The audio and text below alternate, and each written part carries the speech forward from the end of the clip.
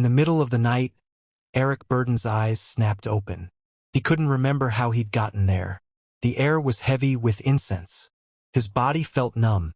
His thoughts shattered into broken fragments. He tried to stand, but something felt horribly wrong. Then he saw the woman. She wasn't behaving like someone who had shared an ordinary night with him. There was something more bizarre. Years later, Burdon would describe what happened inside that room as one of the most disturbing experiences of his life. He believed he had been drugged. He believed he had been pulled into something that felt less like a physical encounter and more like a bizarre ritual he never agreed to take part in. Whether every memory survived untouched by whatever he had consumed that night is impossible to know. But one thing never changed. It was the story of a man who woke up convinced that someone had taken control of both his body and his mind. And the strangest part, the nightmare didn't end when the sun came up. It followed him long after he walked out of that house, becoming one of the most unsettling stories ever told from music's psychedelic era. Welcome to the cursed Hollywood. By the mid-1960s, Eric Burdon believed there wasn't much left that could shock him. As the voice of the animals, he had gone from working-class Newcastle to the center of the psychedelic explosion in California. Around him, drugs were no longer just a way to get high. They had become part of an entire culture. Musicians, artists, and self-proclaimed spiritual gurus promised that chemicals could unlock hidden parts of the mind. Some called it enlightenment. Others never came back the same. It was during this world of endless parties and blurred boundaries that Burdon met the woman he would never forget. She wasn't famous. She wasn't part of the music business. Yet something about her immediately unsettled him. According to Burdon's later account, she spoke with absolute confidence about mystical experiences, altered states of consciousness, and ideas that sounded more like rituals than ordinary conversation. She seemed to know exactly how to draw people in. Nothing about the meeting felt dangerous. At least not at first. She invited him back to her place. For a rock star living through the free love era, it didn't seem unusual. Encounters like this happened all the time. So Eric Burdon said yes. He had no way of knowing that before the night was over. He would wake up with missing memories, convinced he had been drugged, and questioning whether anything he had experienced inside that house had been real at all. The first warning wasn't something he saw. It was something he felt. According to Eric Burdon's later recollections, everything began to slip after he accepted a drink. First, nothing seemed unusual. The conversation continued. Minutes passed. Then his memories started breaking apart. Not fading. Breaking. He would later say that entire stretches of the night simply disappeared. Faces blurred together. Time stopped making sense. He struggled to separate what had actually happened from what his mind was trying to reconstruct afterward. When he finally became fully aware again, he believed something had gone terribly wrong. He felt physically weak, disoriented, unable to account for hours of his own life.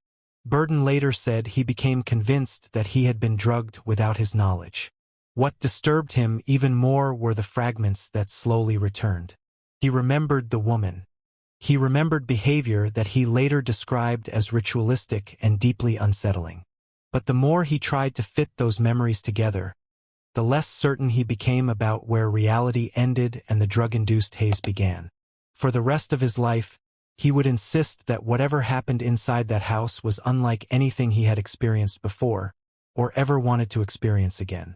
Morning brought clarity to almost everything, except the one thing Eric Burdon desperately wanted to understand.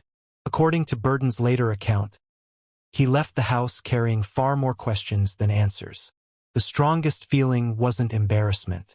It was confusion.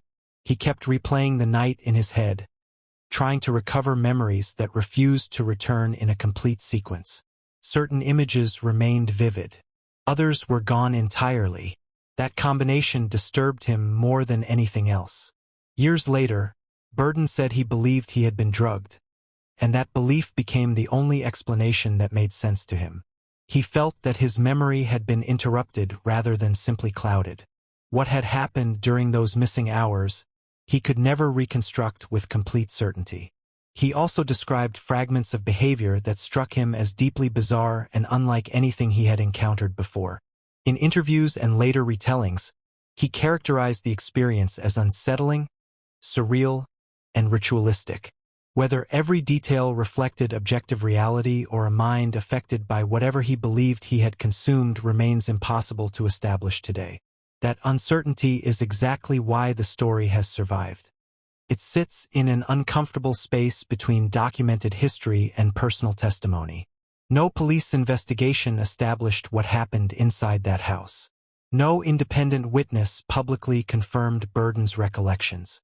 What exists is his own account, an account he continued to repeat decades after the event, despite knowing how unbelievable it sounded. For Burdon, the experience became more than a strange night. It became a warning. The psychedelic era was often remembered as a time of artistic freedom, spiritual exploration, and limitless experimentation. But Burdon's story reflected another side of that world, one where blurred boundaries, powerful drugs, and vulnerable states of mind could leave people questioning their own memories long after the night had ended. Whatever happened in that room, Burdon never described it as an adventure. He described it as something that stayed with him, and that lingering uncertainty became the most haunting part of the entire story. For years, Eric Burdon rarely spoke about that night in detail. When he eventually did, he never presented it as an ordinary encounter gone wrong. He described it as an experience that left him questioning both his memory and his own senses. According to Burdon's later recollections, what disturbed him most wasn't a single event. It was the realization that he could no longer trust the sequence of his own memories. He believed something had happened while he was unable to think clearly. He believed he had been manipulated. And he believed the drug he thought he had been given had turned hours of his life into a blank space that could never be fully recovered. As the years passed, listeners responded in two very different ways. Some accepted Burdon's account as the testimony of someone describing a deeply traumatic experience. Others questioned whether memories formed during an altered state could ever be completely reliable. That debate has never really ended. There are no public records that conclusively establish exactly what occurred inside the house that night. Much of what is known comes from Burdon himself, repeated across interviews and later retellings. Because of that, separating documented fact from personal memory is difficult. Yet one point remained remarkably consistent. Burdon never treated the experience as another wild story from the excesses of the 1960s. He spoke about it with discomfort. He returned to it only occasionally. And when he did, it carried the weight of something that had genuinely frightened him. Looking back, he suggested that the psychedelic era encouraged people to lower their guard around strangers, to trust experiences they barely understood, and to mistake danger for liberation. In that environment, he believed, a single night could leave scars that lasted far longer than the effects of any drug. Whether every detail unfolded exactly as he remembered can no longer be proven. But the lasting impact on him was unmistakable.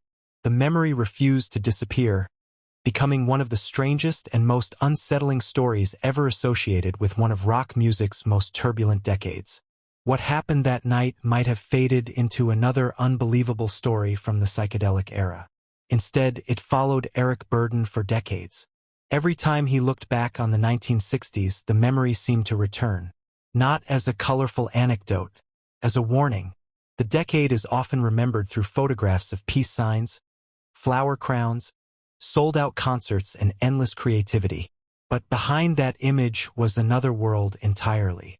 Powerful hallucinogens circulated freely. Self-proclaimed mystics promised enlightenment. Strangers became trusted friends overnight. The line between liberation and exploitation could disappear in a matter of hours. Burdon's account captured that darker side better than almost any glamorous rock and roll legend. He wasn't describing a party that got out of hand. He was describing the terror of losing confidence in his own memory. That uncertainty became the real horror.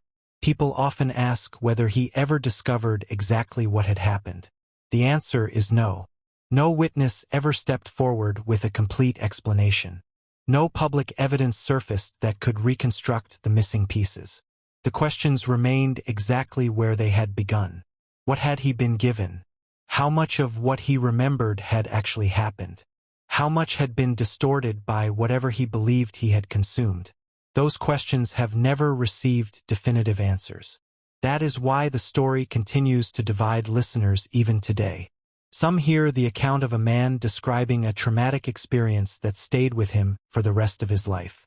Others see the fragmented memories of someone trying to understand an altered state decades after it occurred. History cannot settle that argument. It can only record that Eric Burdon himself never stopped believing the night had changed him. For all the fame, the hit records, and the wild stories that surrounded his career, this was one memory he never turned into entertainment. He spoke of it as something deeply unsettling. Not because he claimed to understand it, but because he never truly did. More than half a century has passed since the night Eric Burdon said he walked into that house. The music survived. The headlines faded. The people who defined the psychedelic era grew older, and many of them carried stories they had never fully explained. This was one of them. Whether every moment unfolded exactly as Burdon later remembered is something history can no longer answer. Memories shaped by trauma, intoxication, or the passage of time are rarely perfect. But one fact has remained consistent through the years. Eric Burdon never spoke about that night like a man remembering another outrageous rock and roll adventure. He spoke about it like someone trying to make sense of something that had frightened him. Perhaps that is the real story. Not a tale of occult mysteries or impossible legends, but a reminder that the world behind the glamour of the 1960s was often far darker than the photographs suggested. Behind the sold-out concerts and celebrity parties were people experimenting with powerful drugs, pushing boundaries they barely understood, and sometimes waking up unable to explain what had happened to them. For Burdon, that single night became a memory he never completely escaped. Not because he claimed to have all the answers, but because he never found them. Sometimes the most unsettling mysteries aren't the ones that end with a solution. They're the ones that leave a person questioning their own memories for the rest of their life. Thank you for watching. If you enjoyed this deep dive into one of rock music's strangest and most controversial stories, don't forget to subscribe. And if there's another mystery from music history you'd like to see explored, let me know in the comments. Until next time.